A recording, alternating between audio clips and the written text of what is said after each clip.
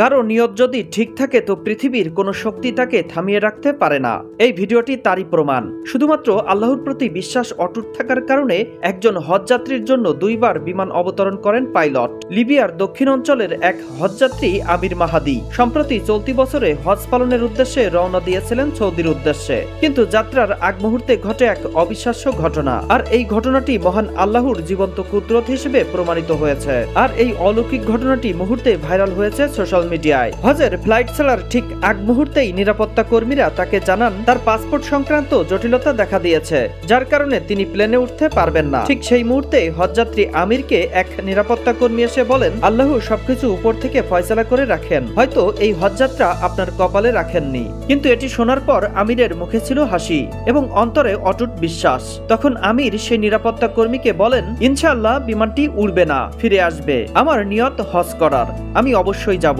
আর এই ঘটনাটি বলার কিছুক্ষণ পরেই ঘটে গেল এক অলৌকিক ঘটনা। বিমানবন্দরে ঘোষণা এলো যান্ত্রিক ত্রুটির কারণে দ্রুত অবতরণ করবে প্লেনটি। কিন্তু অবতরণের পরেও পাইলট আমিরের জন্য প্লেনের দরজা খুলল না। কিন্তু পুনরায় প্লেনটি আমিরকে রেখে আকাশে উড়াল দিল সৌদির উদ্দেশ্যে। কিন্তু উড়াল দেওয়ার কিছুক্ষণ পরেই খারাপ আবহাওয়ার কারণে প্লেনটি পুনরায় ল্যান্ড করে। তখন পাইলট নিজেই বলেন, আল্লাহর কসম, আমি আর বিমান উড়াবো না যতক্ষণ না আমির প্লেনে ওঠে।